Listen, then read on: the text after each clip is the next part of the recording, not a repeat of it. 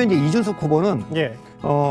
지금 한 뭐 7, 8% 나오는데 10%를 넘어가면 굉장히 의미가 있습니다. 그거는 이제 제3당 후보가 사표 방지 심리를 뚫고 나갔다는 거기 때문에 그때부터는 탄력이 붙을 수가 있거든요. 지금 이준석이 지금 주가가 가장 오르고 대목장에 쓴 겁니다. 왜냐하면 보수 후보 중에서 유일하게 탄핵 찬성과 개헌 반대에 명확한 포지션을 갖고 있는 그 후보거든요.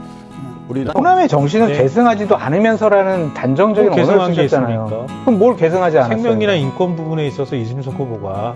근데 왜 이렇게 화를 내려고 그러세요? 아니, 호남의 정신을 계승하지 않았다라고 얘기하는 이준석에 대해서 비판을 하시려면 첫 번째, 두 번째, 세 번째 이런 점에 있어서 당신은 호남의 정신을 계승하지 않은 나쁜 사람이야 라고 해야 되는데 그냥 뭉뚱그려서 얘기하시니까 두 자릿수 지지율은 올려야 되지 않겠습니까? 다음 주 올라가죠. 다음 주 올라갑니까? 어떻게 그렇게 보십니까? 토론이 있잖아요. 아, 토론회를 통해서 후보 토론. 대통령 선거는 75% 이상의 투표율을 기록하기 때문에 전화 면접이 중요합니다. 그러니까 ARS는 조금 적극적인 그 관여층이 주로 응답하기 때문에 예. 저 데이터랑은 좀 데이터가 좀 달라요. 그래서 지금 3파전인데요. 냉정하게 말하면 이재명 후보는 47에서 50%의 전화 면접 기준입니다. 47에서 50%의 조사 결과가 나오면 사실상 승부가 끝난 겁니다. 47에서 50. 47은 무슨 얘기냐면 모름 응답을 빼고 나서 다시 100분율로 내면 50% 이미 넘어가는 겁니다. 예. 그러니까 47을 넘어간다는 건 양자 대결이든 삼자 대결이든 끝났다는 걸 의미하는 거고 김문수 후보는 뒤늦게 지금 쫓아가고 있는 과정인데 전화 면접으로 37에서 40% 안에 빨리 들어가야 됩니다. 그래야지 양자 구도가 되면서 이준석 후보의 지지율을 축소시킬 수가 있거든요. 그래서 37에서 40%까지 들어가느냐. 반면 이제 이준석 후보는 예.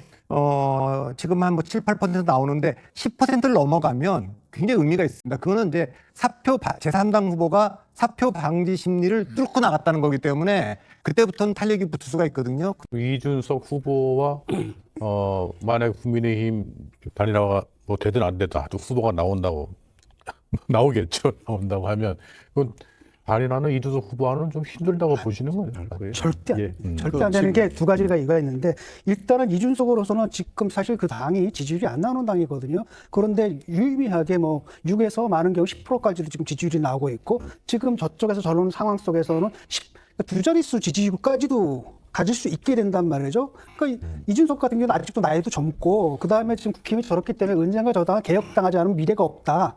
그다음에 그때 그 일을 할 적임자가 바로 낫다라는 의식을 갖고 있고 때를 기다리고 있습니다. 그렇기 때문에 이번 기회에 몸집을 크게 키워놓는 게 좋은 거고 또 하나는 뭐냐면은 지금 끌어들이려면 온갖 또 약속을 좀 해줘야 되는데 그걸 믿을 수가 없게 된 게 자기가 쫓겨날 때 벌어지던 상황이 똑같이 벌어지고 있거든요. 저 사람들을 뭘 믿고 내가 단일을 하려죠. 그런 관점에서는 지금 이준석이 지금 주가가 가장 오르고 대목장에 쓴 겁니다. 왜냐하면 보수 후보 중에서 유일하게 탄핵 찬성과 개헌 반대에 명확한 포지션을 갖고 있는 그 후보거든요. 보수 진영의 적장자가 되겠다 이런 메시지는 좀 분명한 것 같아서요. 제가 이렇게 쭉 보면 선거 기술적인 측면에서는 저는 이준석 후보를 지금 당해낼 사람이 별로 없다고 봐요. 왜냐하면 이준석 후보가 나이는 젊지만 선거 경험이 꽤 많습니다. 그리고 또 승리한 선거 경험들이 꽤 있어요. 그렇기 때문에 아마 이번에는 본인이 직접 대선 후보로 나왔기 때문에 아마 본인의 모든 어떤 전력을 이 선거를 치르는 데 아마 투자를 할 것인데요. 지금 행보를 보면 결국은 이 김문수 후보가 가지고 있는 국민의힘 지지층들 중에서 아까 말씀하셨듯이 탄핵에 찬성했고 또 이제 한동훈 후보를 지지했고 뭐 이렇게 하면서 선거를 좀 포기하려고 하는 분들 뭐 이런 분들을 직접적으로 굉장히 많이 공략을 할 것 같습니다. 그래서 아마 그 표를 흡수를 하는 전략을 아마 계속 쓸 거고 그런 차원에서 저는 홍준표 전 시장을 직접 공항까지 가서 만나고 이야기를 했던 뭐 그것도 다 저는 이런 프로그램에 들어와 있는 거고 첫 스타트를 여수 산단에 가서 시작했지 않습니까? 결국은 이공계 출신인 자신이 뭔가 어떤 새로운 바람을 일으키겠다는 그런 또 어떤 전략적인 측면이 있는 것이고 저는 국민의힘이 굉장히 긴장을 해야 될 겁니다. 지금 뭐 이 선거를 지지하고 있는 기자들 사이에서는 2등이 누가 될 것이냐 이 경쟁이다라는 이야기가 나올 정도로 그만큼 지금 이준석 후보에 대해서 국민의힘이 녹록치 않게 지금 봐야 될 상황인 것 같아요. 그만큼 이 김문수 후보가 확장성이 지금 떨어지면 그 빈 공간을 아마 이준석 후보가 치고 들어올 가능성이 있고 그렇기 때문에 김문수 후보는 계속 확장적 선거운동을 펴야 되는데 그래서 오늘까지 제가 하는 걸 보면 아직까지는 좀 그런 시동을 걸지 않았지 않는가 그런 생각이 듭니다. 노무현 대통령이 선거에 나왔을 때 제가 고향이 대구이고 쭉 자란 데가 마산입니다. 예, 대학을 이제 서울 와서 지금까지 서울에 살고 있지만 예. 노무현 대통령이 처음 나왔을 때 저는 기본적으로 보수 성향이었기 때문에 원래 굉장히 매력적인 정치인이었어요. 50 청문회 할 때. 아, 그때 네. 예, 질문 네. 던질 때 네. 지체 높은 분들에게 정말 그때 야 정치 저렇게 하는 거다. 정말 멋있게 봤어요. 예. 그렇지만 이제 당이 갈라지고 3당 합당할 때 노무현 대통령 꼬마 민주당으로 떨어져 나가서 자기 길을 끝까지 갔어요.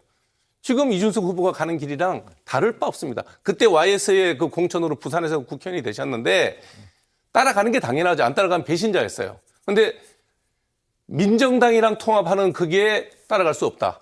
오로지 그 이유 하나만으로 꼬마 민주당으로 7명이 남았어요. 예. 예. 혈혈단신 남았습니다. 그리고 끝까지 영혼합의 이런 분열된 정치 구도에서는 안 된다. 그래서 지역 통합을 위해서 끝까지 헌신했습니다. 예. 도대체 정치하는 사람이 그걸 안 닮겠다 그러면 뭘 닮아야 되겠어요? 더 중요한 대목은 사람들은 되게 뭐 노무현 대통령이 가진 그런 그 약간 선동적이고 멋있는 모습만 보고 닮는다고 생각하는데 그게 아닙니다. 이준석 후보가 노무현 대통령을 닮고 싶다고 했던 얘기는 어느 정치 지도자도 하지 못했던 국민연금 개혁을 그때 처음 했어요. 우리나라 국민연금이 작게 내고 그때 소득 대체율이 60%였었어요. 더 높았죠. 60%였어요. 지금 예, 40%에. 상상할 수 없죠. 예. 네. 그때 2007년도에 유시민 장관이 보건복지부 장관 하면서 같은 진영의 모든 사람으로부터 물매 맞았습니다. 배신자, 온갖 소리 다 들으면서도 그래도 우리가 이 국민연금을 끝까지 끌고 가려면 낮춰야 된다. 네. 그래서 40%로 소득 대체율을 낮췄어요.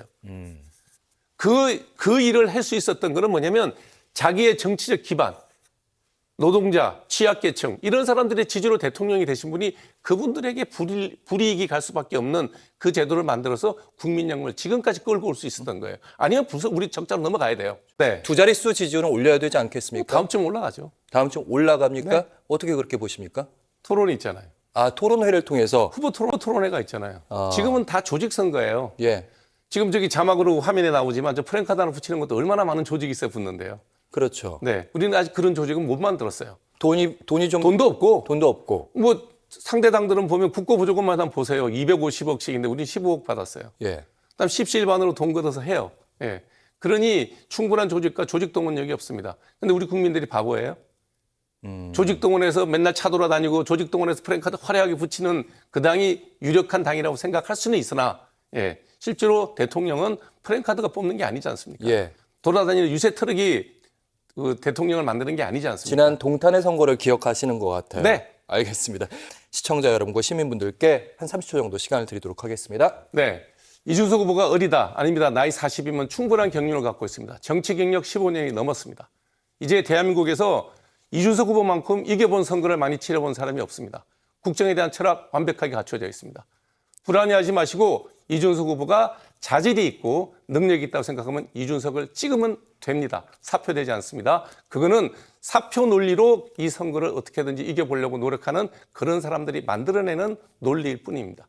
믿고 40대에게 지지를 보내주시면 대한민국은 다시 젊어질 수 있습니다.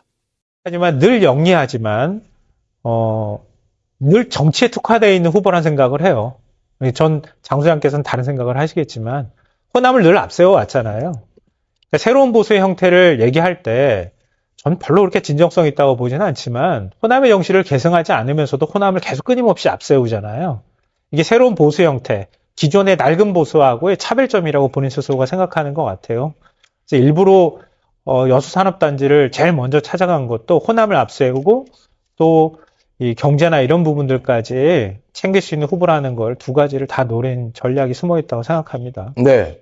이재명 후보는 서울 광화문 이준석 후보 같은 경우에는 김성환 평론가님이 호남의 정신을 계승하지도 않으면서 라고 이준석 후보에 대해서 좀 폄하하는 말씀을 하셨는데 이공계의 정치 지도자로서 산업단지 가고 반도체 AI 과학기술 이렇게 대전 뭐 이런 쪽에 가서 여러 가지 R&D 예산 많이 투입하겠다 이런 식의 얘기를 하는 것은 그걸 어떻게 뭐 비판을 할 지점이 뭐가 있어요. 그래서 예. 미래를 꿈꾸는 지도자들은요, 대한민국이 앞으로 무엇을 어떻게 해야 먹고 살 수 있고 우리가 수출을 할 수가 있다. 그래서 대한민국의 부를 더 강화시킬 수 있다. 이런 쪽에 집중돼야 돼요. 첫날 드렸는데요. 받아들인 사람에 따라서 좀 느낌은 다를 수 있을 거예요. 호남의 정신을 네. 계승하지도 않으면서라는 단정적인 뭐 언어를 계승한 게 쓰셨잖아요. 있습니까? 그럼 뭘 계승하지 않았어요? 생명이나 인권 부분에 있어서 이준석 후보가. 네. 근데 왜 이렇게 화를 내려고 그러세요? 아니 그렇게 이준석 단정적으로 얘기를 하시니까 그런 거죠. 요 얘기는 김성환 평론가님. 예. 호남의 정신을 계승하지 않았다라고 얘기하는 이준석에 대해서 비판을 하시려면 첫 번째, 두 번째, 세 번째 이런 점에 있어서 당신은 호남의 정신을 계승하지 않은 나쁜 사람이야 라고 해야 되는데 그냥 뭉뚱그려서 얘기하시니까 저는 의문을 제기할 수밖에 잠시만요. 없는데. 김성환 평론가님. 어쨌든 오늘 이준석 후보가 여수 국가산업단지 가면서 그 뭐라고 했냐면 기본적인 사상 그러니까 뭐 지역주의 타파라든지 그런 뭐 민주주의에 대한 생각이라든지 이거 계속 얘기하고 있는데 이유가 뭘까요? 노무현의 상징성을 자꾸 보수해서 탐내더라고요, 보니까. 탐내면 안 돼요? 그 노무현 정신이 대통령을 오르면은 그렇게 사지로 탐내면 안 돼요? 몰아넣었던 보수 진영이 노무현 대통령의 상징성을 자꾸 가져가려고 하더라고요. 이준석 후보가 그렇게 노무현 아니, 전 뭐, 대통령을 우리 왜 이준석 후보만 얘기 나오면 이렇게 화를 내듯이 화를 낸 게 아니라 이준석 후보가 아니, 제 얘기 노무현 전 듣고 얘기하세요. 대통령을 사지로 몰아넣은 건 아니잖아요. 그러니까 뭉뚱그려 얘기를 듣고 얘기하시면 안 얘기하세요. 되죠. 40초씩 그러니까. 드리겠습니다. 김성환 평론가님. 네. 예. 그러니까 보수 진영에서 그렇게 많이 강조하는 거는 뭐 지역구도 타파 얘기도 나오지만 이준석 후보가 그동안에 호남에 공을 들여왔던 건 사실이잖아요. 그렇지 않습니까? 당대표 시절에도 마찬가지였고요. 그러니까 계속 그렇게 하면서 근데 제가 호남의 가치, 광주의 정신 이런 것들을 제대로 개성하지 않는다고 말씀드린 거는 이준석 후보가 인권 문제나 뭐 전당현 문제에서도 마찬가지지만 생명이나 이런 부분에 대해서 그렇게 자기가 그런 기본적인 어떤 철학이나 이런 걸 갖고 있다고 보여준 적이 있나요? 좀 별로 보여준 적이 없는데요. 성 갈라치기 한 거밖에 별로 기억 남는 게 없거든요. 오히려 그렇게 했었던 그 보수의 싹이 지금 제가 볼 때는 그 20대, 그 세대가 지금 윤석열의 극우화에 저는 기여했다고 생각해요. 그러니까 저는 이준석 후보가 이번에 유의미한 득표를 기록할 가능성이 있다고 봐요. 네. 그러니까 지금 한 여론사 상으로는 그렇게 높지 않은 득표율이지만 장군 더 얼마나 더 잠시만요. 설명을 듣기를 죄송합니다. 원하세요? 장 소장님. 이준석 예. 후보에 대해서 제가 화를 낸다고 얘기하셨는데 그러면 제가 김성환 평론가님은 이준석 얘기만 나오면 왜 이렇게 흠을 못 잡아서 이렇게 안달이냐 이렇게 얘기하면 어떡할 거예요. 그러니까 그렇게 얘기하시면 안 될 것 같고 이준석 후보가 인권과 생명에 대해서도 얘기한 공약들이 있으니까 좀 살펴보시고 난 다음에 비판을 하셨으면 좋겠다라고 이준석 후보한테 말씀드립니다. 애정 많으시네요. 뭐. 애정이야 그러니까. 많죠 당연히. 네. 알겠습니다. 자, 대선이